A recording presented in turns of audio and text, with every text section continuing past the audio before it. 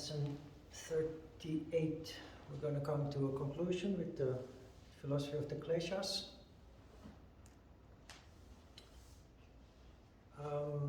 We have arrived at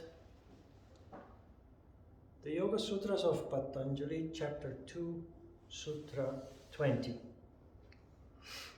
The seer is pure consciousness, but though pure, appears to see through the mind. This is a kind of a repeat of a sutra that we came across last week. It exposes the problem that human beings face in how they perceive the world. And this is especially affecting people that are not conscious. The seer, that is your soul, that is pure, is not conditioned by experience and memory, is objective observer in you. In most people, this seer is barely functioning because it's located in the crown chakra and not receiving much fuel to function. So although there might be a little bit of activity, occasional flash of recognition in unconditioned people who are not doing something like yoga or other systems that lead to increased activity in the crown chakra, is barely functioning in the majority of people.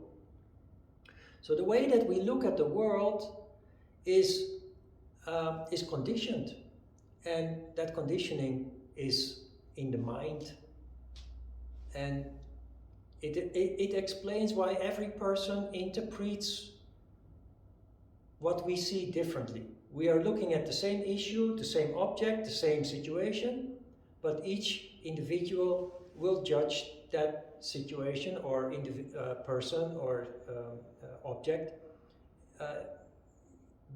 differently because of different background, because of different conditioning. When people are functioning from the crown chakra based on soul consciousness, where you view from an objective platform, you all come to the same conclusion when you look at the same issue or object. It's very easy to talk about this, but to recognize this in our own daily life functioning, especially in the beginning, is quite hard. And no matter how much yoga you have done, no matter how much you have evolved, no matter how much consciousness you have developed, there is always this human tendency to fall back on your conditioned perception. In the beginning especially, this happens without you being aware of it, and that is where the problems occur. But with time, and often because of making mistakes, we are reminded of how this works, prompting us to be more conscious next time when it happens again. Indeed, practice makes perfect. Making mistakes leads to increasing insight and maybe also more alertness, because next time you will want, at least you want to try to avoid making the same mistake again.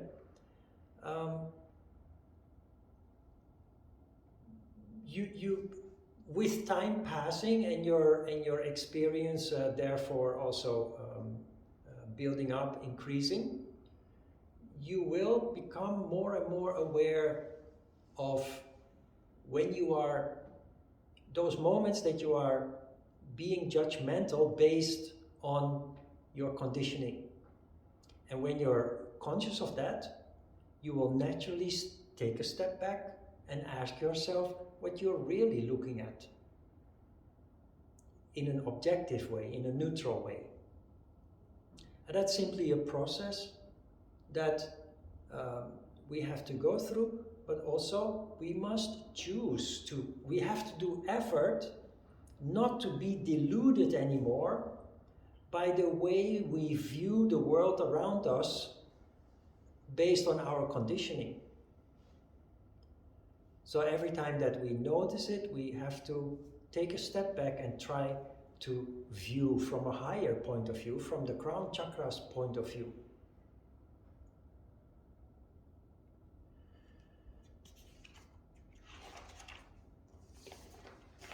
Sutra 21. The very being of the seen is for his sake, i.e. Prakriti exists only for his sake, for your sake.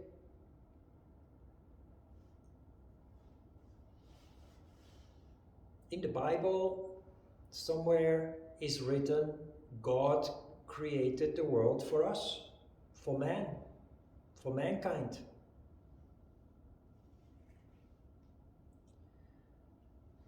The world is there for us to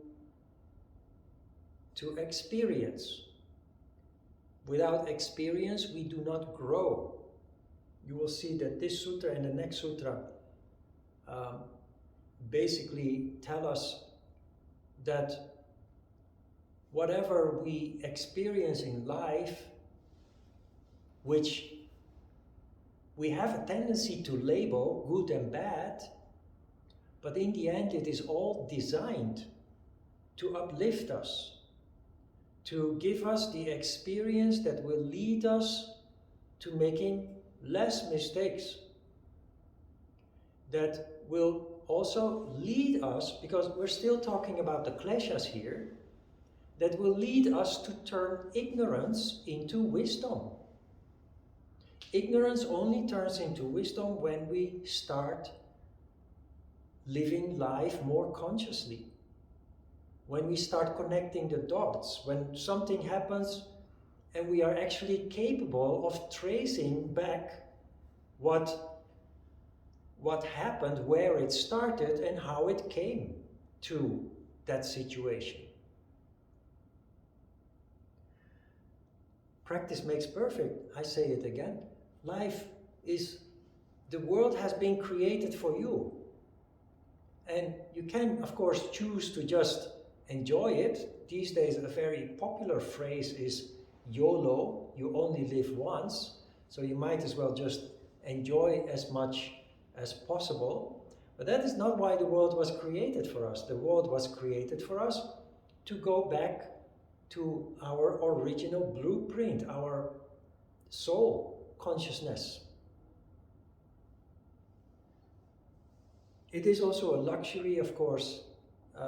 Life has evolved to such a point, to such comfort, that we can choose to not keep ourselves busy with essential daily life chores and tasks, survival, as previous generations had to do.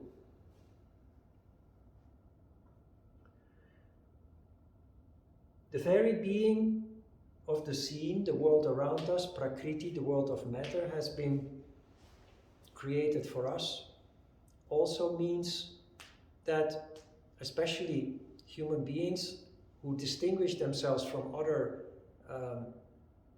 species, that they have consciousness, a consciousness that does allow them to take control, but we have ended in a situation where lots of people use that ability to control for selfish needs, and it results in the destruction of nature, for example. It results in the exhaustion of resources, natural resources, both on the surface of the earth in terms of the trees, for example. There's a huge destruction of forest around the world going on, but also extracting resources from below the surface at a huge rate, causing serious destruction to the planet that sustains us, that allows us basically to live life here. When you look at it from that point of view, it's actually very dumb what people do. Out of greed, they're basically destroying the very environment that feeds them, that sustains them, and that, if left intact, will support their children and their grandchildren and following generations.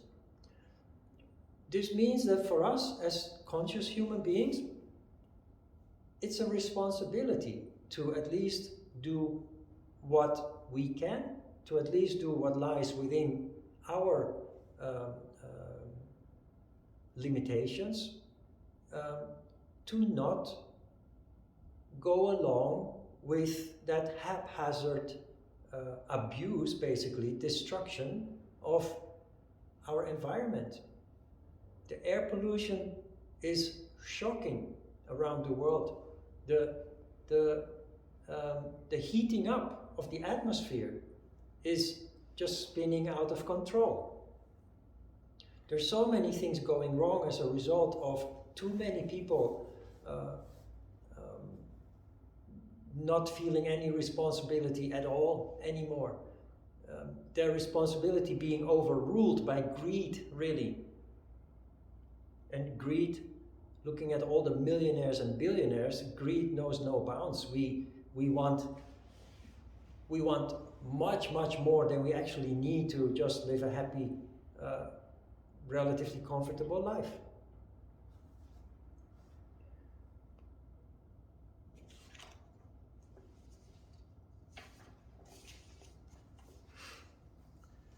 Sutra 22, although it becomes non-existent for those whose purpose has been fulfilled, it continues to exist for others on account of being common to others. Now, this sounds a little bit puzzling, but it's very simple. People who are ignorant, who do not have the benefit of consciousness, they function very differently from people who develop consciousness.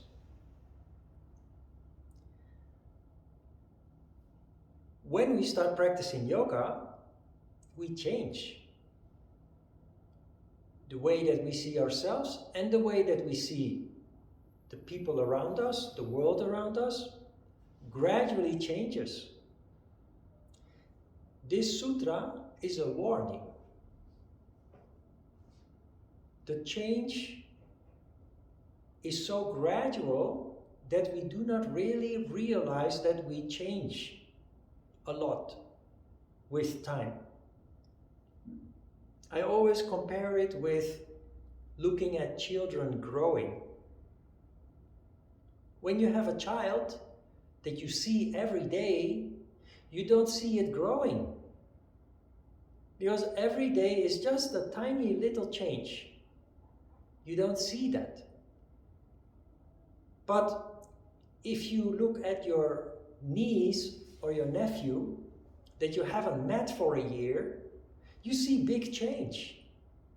Because the last time you saw your family member, and then 1 year later seeing that family member again, you see a huge gap that the parents didn't see occurring because 365 days they saw very small changes taking place.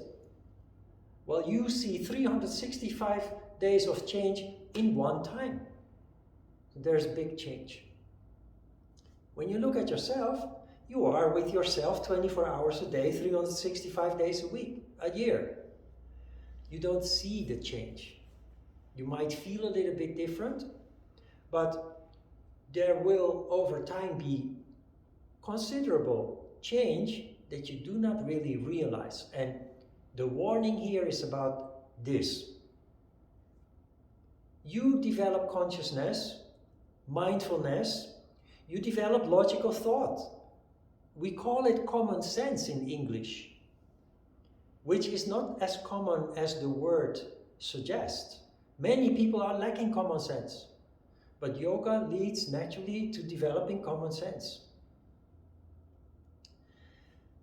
So, while you gradually start to change your perception, you now find yourself looking at other people and you see their imperfections. You see that they are lacking common sense. You see that there is no logic in the things that they do or say. You see that the way that they do things is imperfect, is sometimes stupid or not making any sense. And you start to become judgmental. You start to condemn other people's imperfections. What Patanjali here is saying is, don't forget where you come from. Don't forget that before you started practicing yoga, you were just like that. This is one of the diseases of the disciple. It explains why in spiritual circles you very often see or feel a certain arrogance, because those people develop a sense of superiority, because they compare themselves with other people but forget where they come from. They forget that they were in the same ignorant condition before they started practicing yoga or any other kind of practice that leads to awakening of consciousness.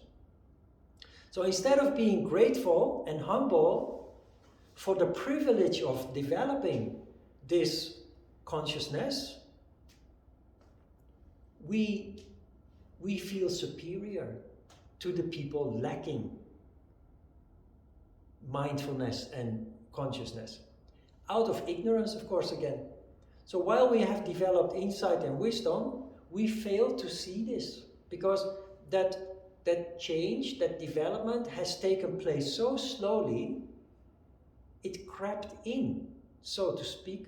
We didn't consciously realize that we did indeed change a lot compared to before. That is what this sutra means. Don't forget where you come from. It's like adults who condemn little children for doing what children do. When I see that happening, my comment is always, those people have forgotten they were once a child too. Those people have forgotten what it is to be a child. And they treat little children as if they should behave like adults, which is totally, it's not even possible, but it's totally unfair. Children are just children, and they do what children do, just like dogs do what dogs do and cats do what cats do. You cannot expect them to be acting like adults, or when it comes to animals, to expect them to act like human beings. That is what this is about. It's a practical, it's kind of a warning that you don't fall into that trap, into making that mistake. Sutra 23. The purpose of the coming together of the Purusha and Prakriti is gaining by the Purusha of the awareness of their true nature and the unfoldment of powers inherent in you and Prakriti.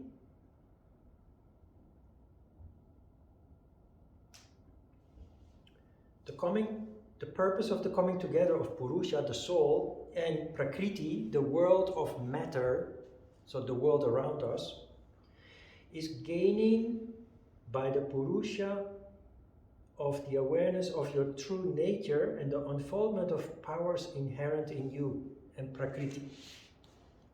Remember when we talked about misery, because this is the science of misery, that I try to bring home the message, and I think I've done this from the beginning of this course, that that misery and suffering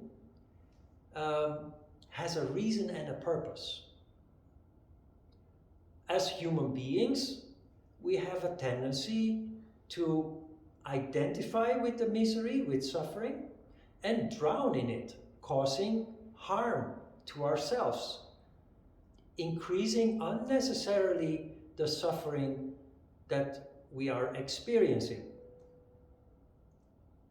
This sutra is a positive message that tells us that the living in this world indeed leads to challenges, it leads to conflicts, it leads to suffering, but it has a higher purpose. It has the purpose of presenting people with the possibility to develop consciousness and to get rid of ignorance, which lies at the basis of all suffering and misery. So instead of suffering from our misery, drowning ourselves in our misery and feeling sorry for ourselves because of it, we need to look at it from a different point of view. Why is this happening? The question why this is happening leads to insight. It makes you wiser. And it will allow you in the longer term to avoid making such mistakes. Also,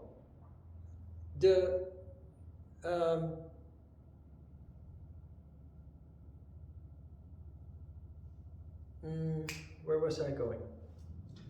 Yes, the unfoldment of powers inherent in you. Remember when there was the question about people suffering pain, suffering traumatic experiences, and the question arises, why do these people deserve this? Little children that are being abused, people who have done no wrong, like people in Ukraine who were just working their farm and are suddenly being bombed with rockets and missiles and grenades and what have you. What have they done wrong? They just worked all their life, providing the world with food. But the suggestion here is that when confronted with challenges and obstacles, including misery and suffering, it brings out qualities in you that make you a better being. It brings out qualities and characteristics in you that otherwise would not have manifested. You remember that I've been trying to bring home the message that if you change your point of view on your suffering in life, your misery in life, you can actually see that it brings out qualities in you, characteristics in you that otherwise would not have occurred. So there are two kinds of people from this perspective. There are people that come across misery in life and they suffer from this misery for the rest of their life because they are incapable of doing something constructive with their experience. And there are the people, not only people who do yoga, there are just people who have this ability naturally, who are capable of turning a negative experience into a positive outcome, simply by learning something from that experience. And that is the suggestion here. And this is especially important for us as yogis, because you become more sensitive and conscious, you are inclined to experience more misery and suffering than other people, or than you did before.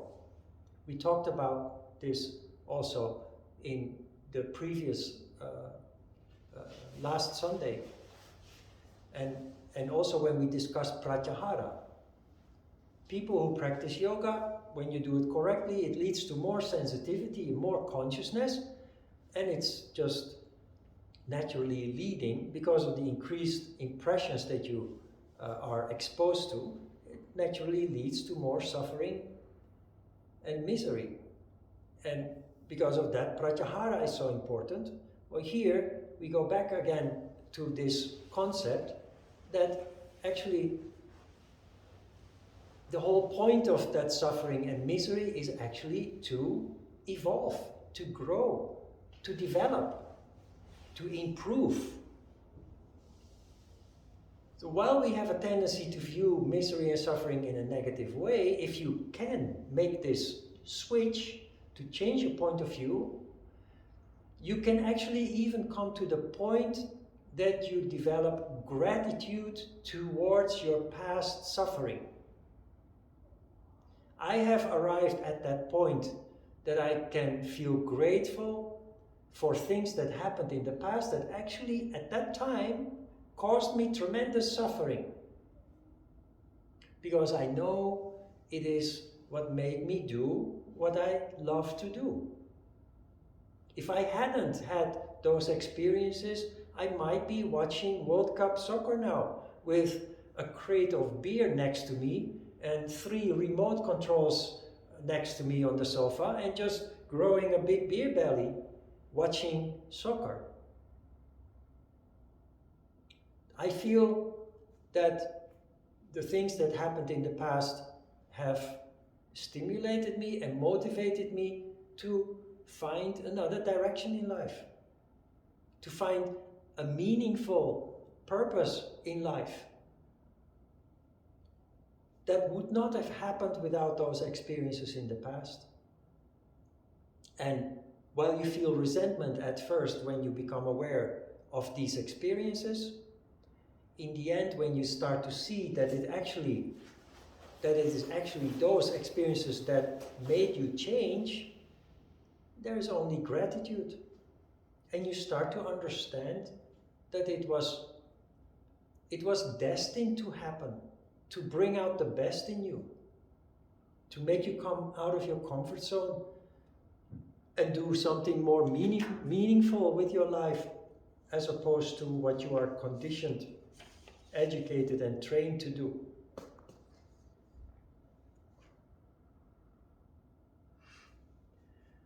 So we're coming close to the end. The question is, how did we get here? How did we end up with the Kleshas, with ignorance, egoism, attachment, hatred, and fear of death? Sutra 24 gives the answer to that question. Its cause is the lack of awareness of your real nature. Why do we suffer? I kind of answered that already with the previous sutra. Because we don't realize suffering has a reason and a purpose.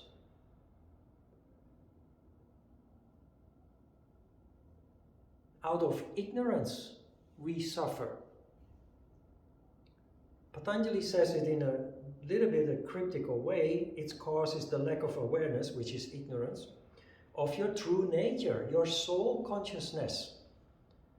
Many people walk around this earth doing dutifully what they were told to do, based on upbringing, education, what the government desires from you, but they walk around with a big hole in their heart because they do not really know what they truly want. They're lacking soul consciousness, insight or consciousness of your real nature, as Patanjali calls it here.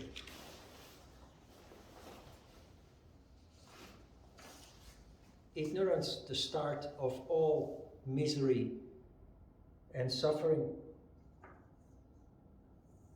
How can we avoid this? How can the knower and the known be separated? Sutra 25. The dissociation of Purusha and Prakriti, brought about by the dispersion of avidya, is the real remedy, and that is the liberation of the seer.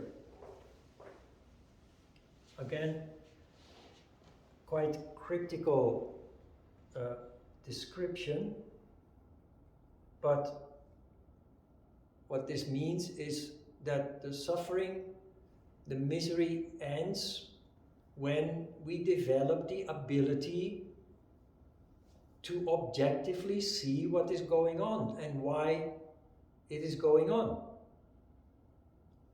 Instead of identifying with everything that is happening, we now start looking objectively at what is happening, and instead of, where it comes to misery and suffering, identifying with it and then drowning in it, and drowning in feeling sorry for ourselves, we simply see it as a fact of life, objectively, and not only that, we start to see the law of cause and effect. We start to develop insight in why those things happen. That is what most people who are suffering are lacking. They don't know why they are suffering. All they know is that they are suffering. And when you hear them talk, they complain about their suffering. But they are not philosophizing about where that suffering comes from, where it started, what caused it, and also, even maybe more importantly, what the purpose of it is.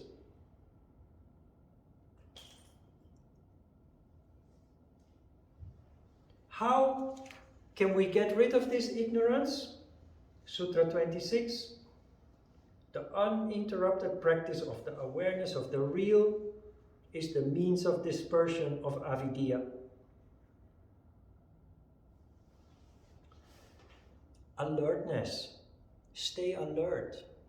You have developed consciousness now, but you will notice a pattern in life. You have developed consciousness now. Generally, you have a good grasp on what is happening, on what you are doing, how you are functioning in relation to the outside world. But then, in a moment of unawareness, in a moment of lack of mindfulness, you suddenly find yourself back in a pattern from the past. You make mistakes that you thought would not happen anymore. Sometimes we just fall asleep because things go well. This is the process of 2 steps forward, 1 step back. Growth, development is a process of 2 steps forward, 1 step back. There is no constant path up, because when things go well, 2 steps forward, we have a tendency to enjoy that things are going well, and it makes us fall asleep. Not literally, but we stop being alert, we stop paying attention. We are just riding that wave of success, that wave of progress. And because we fall asleep, we will have a lapse in attention, leading to a setback, leading to a failure, leading to a conflict that could have been prevented if we had been awake, if we had been alert. But that is the 1 step back that is necessary to allow us to make the next 2 steps forward. Without mistakes, without failures, we stop growing. We just stay in our comfort zone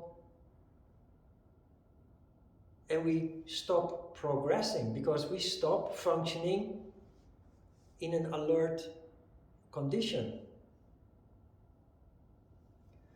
So, like with the other things that we have discussed, this is again another dimension of how you deal with failure, with misery, with conflict. See it just for what it is. It is one step back, not to make you miserable, but to allow you to make, again, 2 steps forward. So that is the difference between day and night. The negative perception is, oh, I'm so miserable, poor me. The positive perception is, hey, I know why this is happening. This is necessary and it will allow me to grow even more.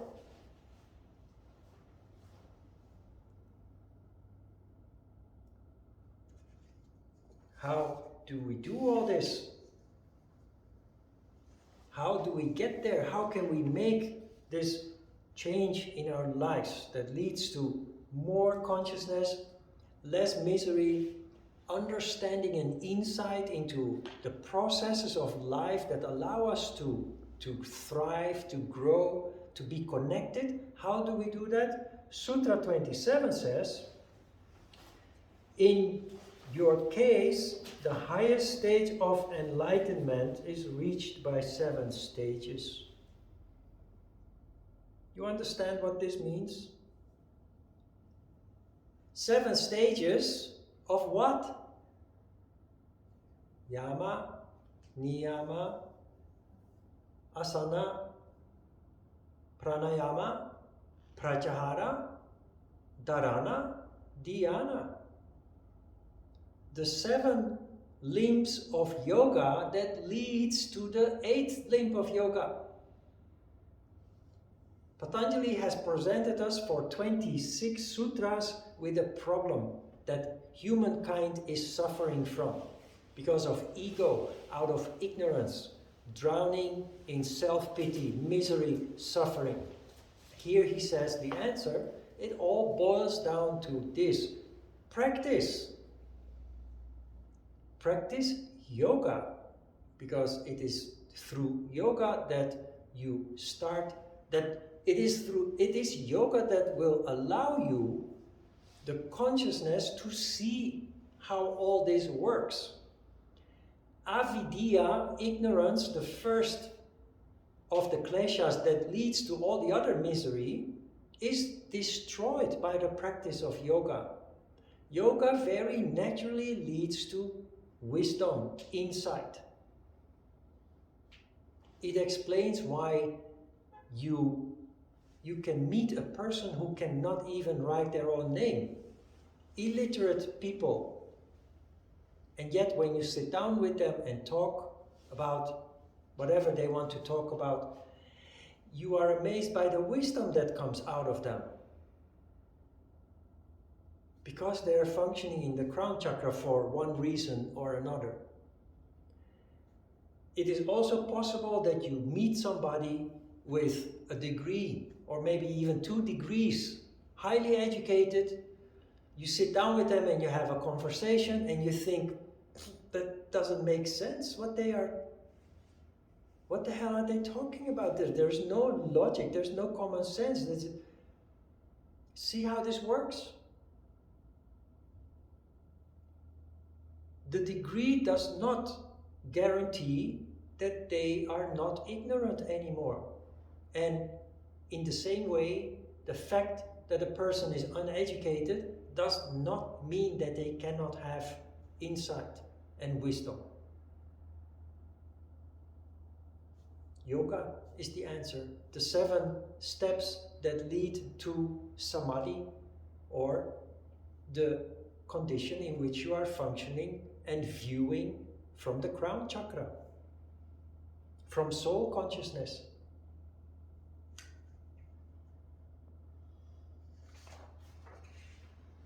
Sutra 28.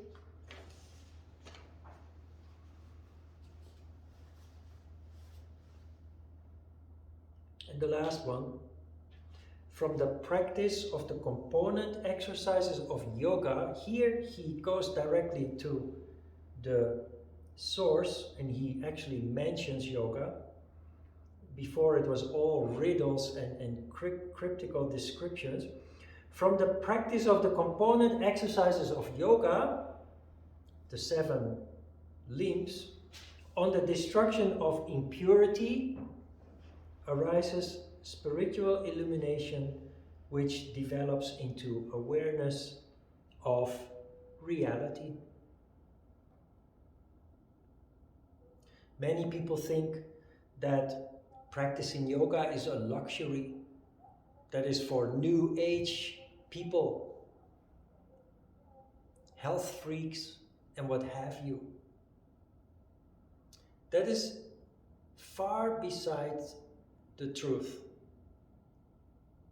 Yoga is crucial for this world to become a better place for everybody to live. The more people practice yoga and benefit from yoga practice and transform, develop consciousness, develop a heart, the more harmony there will be in society around us, the less conflict, misery, and also destruction of the environment will be there as a result.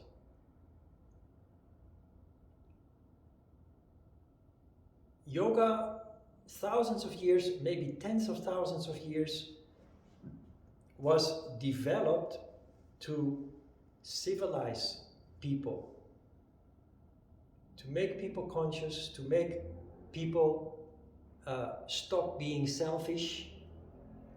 The world was a very dangerous, violent place. Don't forget that only a couple of 100 years ago, I forgot the percent, more than 50% of people born would die prematurely from violence. Only a couple of 100 years ago. You understand what that means? That means if you are from a family of 8, let's say you have a mom and a dad and 5 siblings, at least 4 of those people will die because of violence during your lifetime. Then you have people who die from disease.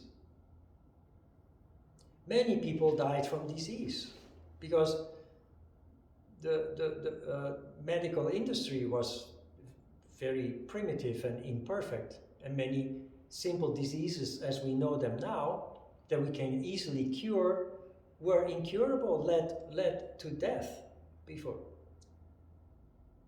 So we live in a whole different time now, but spiritual practice leads to an enormous reduction, especially if you look at it from the time that we lived as primitives, basically, without the benefit of education and healthcare and other comforts that we now have. Civilizing people through a practice like yoga led to enormous changes in society. And if you understand, when you understand that, you see that the religions as we know them were in fact designed to do the same. That is why you can still see, if you observe, that spiritual communities often thrive. And they thrive more than the rest of society because there is a certain connection, a certain community feel, a sense of community. And people care for one another and the environment as a result of that. Same as with yoga. It leads to connection, it leads to insight and wisdom, it leads to functioning from the heart, where compassion and empathy is located, something that many are lacking. Okay, yoga. Whenever you're stuck, remember, get back to your mat. You will see that the sun will start to shine again. I've been through that process so many times. I call it having to reinvent the wheel again. I have reinvented the wheel many, many times when the wheels became square and I got stuck. For a moment you feel so stupid, but it just confirms. It just confirms what you already knew. It's really working, and it's something that you have to cherish for the rest of your life. It takes effort, it takes discipline, and it takes sometimes getting stuck, losing your path to realize how valuable it is, how important it is. And maybe one day you naturally will want to share it with other people. Then you become, or the teacher in you is then born. Not because you have a diploma, but because of your heart, because you become passionate about wanting to make a difference. Questions?